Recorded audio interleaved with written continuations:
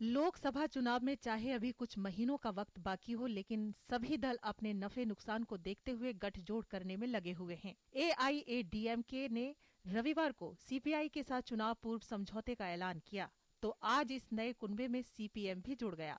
इस नए समीकरण से तीसरा मोर्चा की तस्वीर ज्यादा साफ हो रही है। नया कुनबा जुड़ना शुरू हुआ तो इसमें एक सवाल का उभरना भी लाजमी है कि कौन बनेगा प्रधानमंत्री। लेकिन फिलहाल इस सवाल के जवाब में मोर्चे के नेता चुनाव तक इंतजार करने की बात कह रहे हैं। We have earlier also had an electoral understanding between our two parties, and we are confident that this alliance will ensure success in Tamil Nadu, and we also contribute to providing an alternative in the country also. फिलहाल तीसरे मोर्चे के गठन से आगामी शीतकालीन सत्र में सरकार के लिए एक नया मोर्चा विरोध के लिए खड़ा नजर आ रहा है।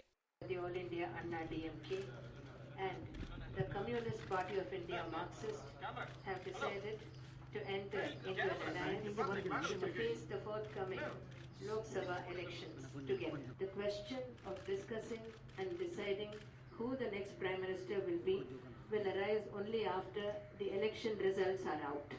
इस मोर्चे के संसदीय सदस्य 5 फरवरी को मुलाकात करेंगे। इसमें SP, JDU, JDS, AIADMK और JVM शामिल होंगे। इसके अलावा एक और मोर्चे की कयामत भी जारी है। इसकी पहल JDU कर रहा है और इसको जनता परिवार नाम देने पर विचार किया जा रहा है। इस मोर्चे की 9 फरवरी को मुलाकात हो सकती है। इस दल में JDU के अलावा नवीन पटनायक, देवगौड़ा, हरियाणा के पूर्व मुख्यमंत्री ओम प्रकाश चौटाला और समाजवादी पार्टी शामिल हो सकते हैं। एक पूरी संभावना है कि अनेक दलों का एक ब्लॉक बनेगा पार्लियामेंट के अंदर।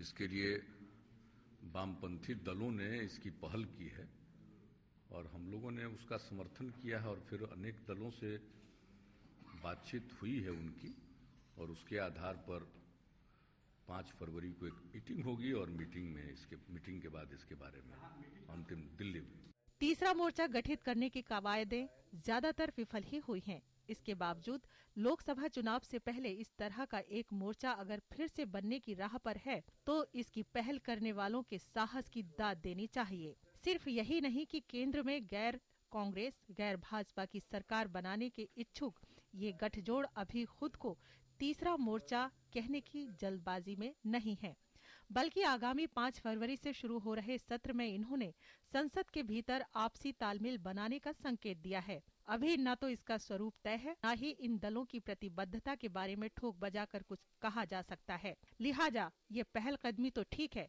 लेकिन इससे बहुत उम्मीद नहीं बनती। लेकिन इस सारी कवायद के बीच जयललिता का किसी नए मोर्चे में शामिल होना बीजेपी के लिए झटका साबित हो सकता है। Bureau report, DD news.